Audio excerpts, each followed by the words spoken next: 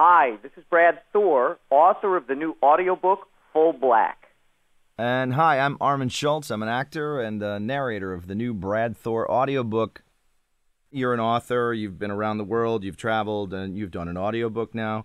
What's something that people, not that they wouldn't ask you, but something that they actually don't know about you? That's a great question, and it's really hard to answer because I consider myself a pretty simple guy. I write my thrillers, I'm a dad, I'm a husband. But I think if people haven't done any background research on me or looked on my website at bradthor.com, they might not know that I'm incredibly involved with doing research for the books. That's a big deal to me. Any piece of technology, if it's not bolted to an aircraft of some sort, I have probably had in my hands and I've probably used. Most of the locations that I write about in the books I've been to. Again, I think the bedrock of I hope the bedrock of a great thriller is getting those details right. One of the neat things for me is hearing from people who are active military, law enforcement, and intelligence people out there in the world who write and say, gosh, you know what, I love your books. They're absolutely fantastic. As a matter of fact, that's how I ended up going to Afghanistan. There was a team of men who were very, very much enamored with my thrillers, and they said, listen, we want you to come over to Afghanistan, and we're going to show you how Scott Harvath does it in the real world. And that was pretty cool. So, see, I knew that about you, but I was going to see. I didn't know if you wanted to let that cat out of the bag.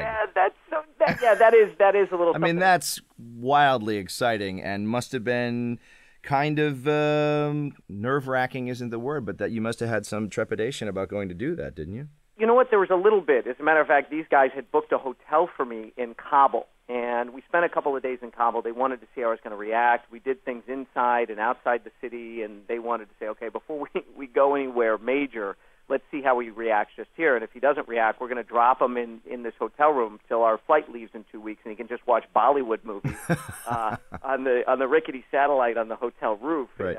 and that's it. So, but it went very well. I enjoyed it. Some men dream of pitching for the Yankees. This was a dream come true for me. And listen, I was with some of the best warriors that this nation has ever put into the field. And I'll tell you, I felt safer with them than I would on the south side of Chicago. Wow. That must have been quite the trip. It was.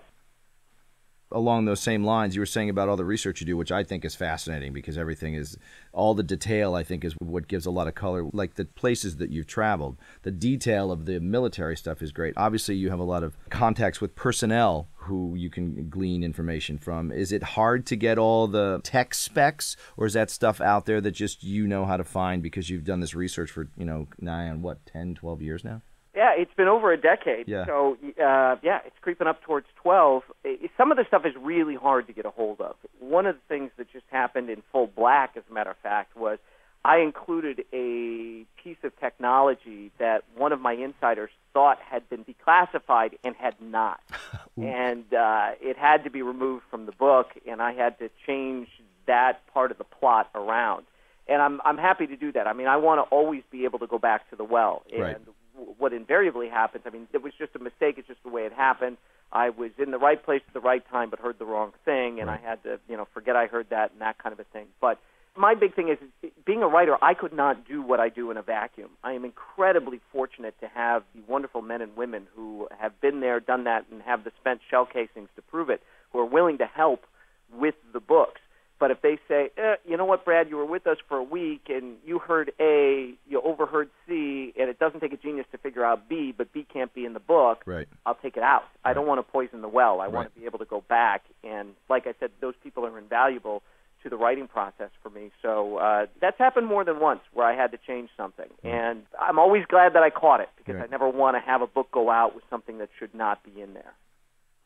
Well, Armand, as usual, it has been fantastic speaking with you, and I'm very much looking forward to your recording of the audio version of Full Black. Oh, it's totally my pleasure. I love doing these books every year. I look forward to them. I love chatting with you. I'm sure we could talk for another couple of hours. It's great. He's a great character. I love your books. I'm so glad we had this chance to catch up and talk about Scott Harvath and the upcoming Full Black.